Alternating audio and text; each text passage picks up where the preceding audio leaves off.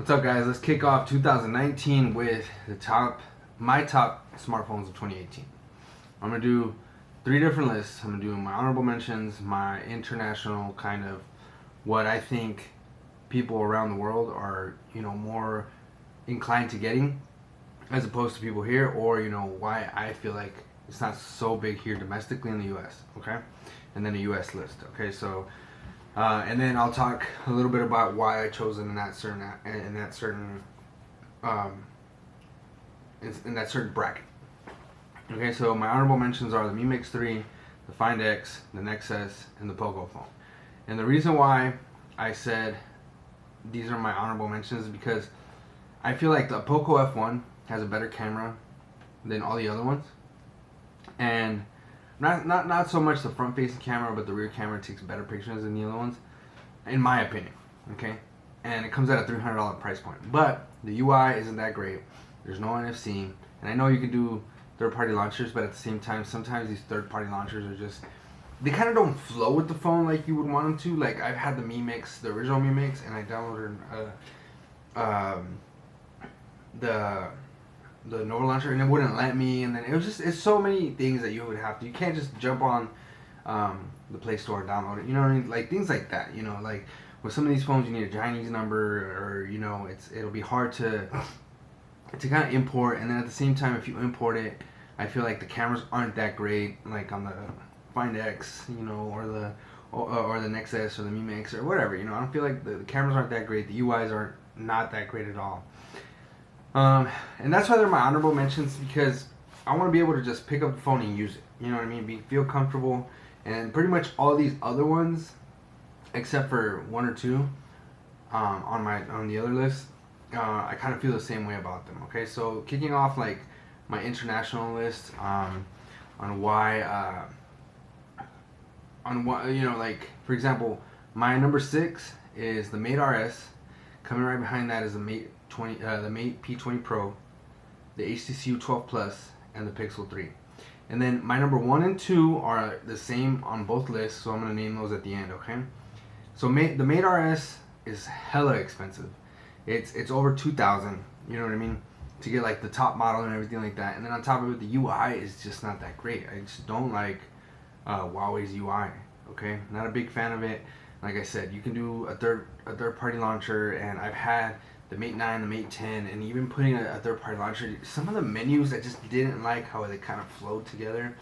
And then sometimes it would, the system itself would tell you, okay, the battery is being drained by so and so, you need to, stop, or disable it, or there's too many things that, I don't like the look of the UI with the Mate RS or the P20 Pro, because of that.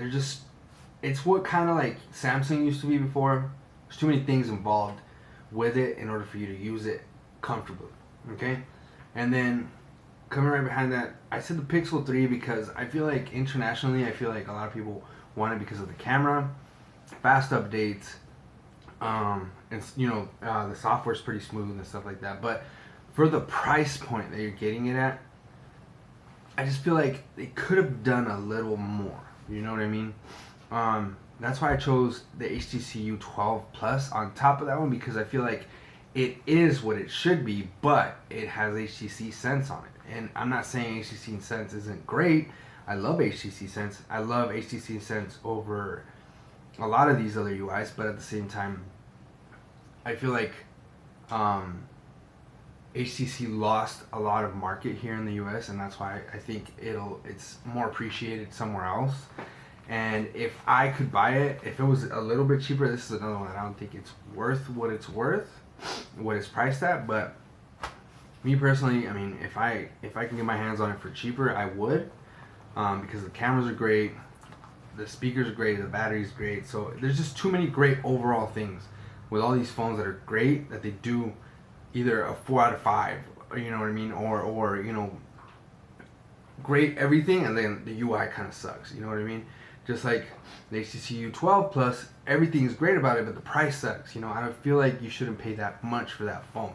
Just like the Pixel's a great phone, but the notch is ugly, and I feel like it's too expensive for what it is. Okay, So, and I feel like notches on Android phones make no sense because we use the notification bar. iPhones don't really, Apple doesn't really kick off notifications the same way Android does. So I feel like it shouldn't be we shouldn't be fighting over notches and stuff like that just because it was a trend setting. Okay, so coming over to the U.S. domestic side, I'm kicking things off with the iPhone XR or XS Max, the Moto G6, the Pixel 3, and then like I said, I'm gonna do my 1 and 2 at the end, and the iPhone XR or the XS because I feel like the XS is a perfect, nice feel in the hand, and the XR is just that slight step above it, screen wise. It's nice. It's got a nice heft to it. It's got a good, nice little display to it. I feel like the XS Max is just too big for me, personally. Even though obviously a lot of these other phones are even bigger than that, but still, I just feel like in the hand it doesn't feel right. Just too clunky, too big. Some of the apps, they're not really optimized yet for that size of the screen. And then like I said, these are all across the U.S. kind of type territory. So like the iPhones, every carrier is gonna have them. I'm not an iPhone user, but I know a lot of U.S. I know a lot of Americans are. So Moto G6, that's another one that you can go into Target, you can go into Best Buy and just pick it up and then activate it pretty much on every carrier. It's easy, it's cheap, it's a good phone at a cheap price, good cameras. You get software updates pretty fast from Google. And then the same thing with the Pixel. The Pixel 3, in my opinion, I would go for the Pixel 3 over the Pixel 3 XL just because of the handheldness and how it feels in your hand. Like I said, everybody's going to get it for the camera, and the updates, obviously. And then coming in at number 1 and 2, and this is very subjective, and I know a lot of people, already named these two the top smartphones of the year. And they are top smartphones of the year for a reason, okay? And that's the Note 9 and the OnePlus 6T. And I carry both of them on me every day, and the reason why is because sometimes I prefer the camera on the OnePlus 6T over my Note 9. And I know I could go out and just I had the Pixel 2 XL and I could take pictures with that camera, but at the same time I feel like video recording is a little bit better on both of these, and then just some pictures just pop out more to me.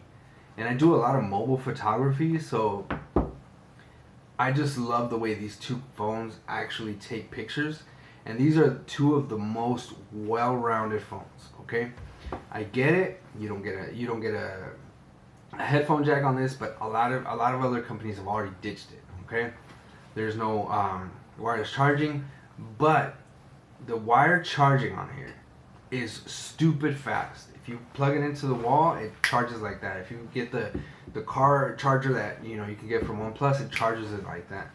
So you don't really need wireless charging. I've gotten it wet a little bit, but it doesn't have that label that you want to hear, IP67, IP68, but it's still splash proof and things like that. And other than that, I mean, you can pick this up and just go. You know what I mean? You have a great camera, great battery life, great user experience, great build. I mean, it's beautiful. I have a skin on mine, and I put a case on it just in case, And just the same thing with the Note 9. It's more expensive, obviously, but you're actually getting more for the money you pay for it. If you stack it up against phones that are $1,000 in their own right, they come out short in certain areas. Okay, so starting at $1,000, you're already getting 128 gigs of storage plus expandable storage. How can you not beat that? You know what I mean? How can you beat that? Headphone jack, great battery, great camera, has a heart rate sensor. It has so many features that I use personally on a day-to-day basis. The S Pen, I use my S Pen just about every day, and that's why I go back and forth. Could I just put my regular SIM in here? Yeah, definitely. I can put it in my OnePlus 6T and roll. But then there's some features that I miss on my Note 9, and that's why I keep it as my daily driver, as my number one, my main line, is because I use the S Pen. I use a lot of these features. I love Samsung Pay. I love a lot of things that Samsung's been doing to improve, plus no notch. It's huge. It's a huge display and no notch. I love the facial recognition. It has so many features that are $1,000 price tag it's justifiable. Waterproof, wireless charging. You know what I mean? Like I said, headphone jack, great camera. It's just it's a well-rounded off phone. It's expensive. It's on the more expensive side, but you get a lot for what you pay for. And same thing with the OnePlus 6T. You get a lot for what you pay for, and you're paying just about half the price. You know what I mean? So that's been it. I try to make my video as quick as possible, but I just wanted to give you my opinions and my thoughts on why I chose the way I did. Okay, so stay tuned for more videos. I'm gonna do a few more videos here and there. I fund my own channel, so it's kind of hard to just go out and buy all these phones. I try to keep up. I always get, the main phones that I can. If you don't want to spend a lot of money and you want to get a good device for, if you want something more than what this offers but don't want to spend this, the biggest and greatest other phone that I would say to get between those two would be the Samsung Galaxy S9, and that's because it goes on a lot of sales halfway through the year, towards the end of the year, but at the same time it's almost time for the new one. So that's been it for my video. Take it easy. Have a good new year. Catch you guys on the next one.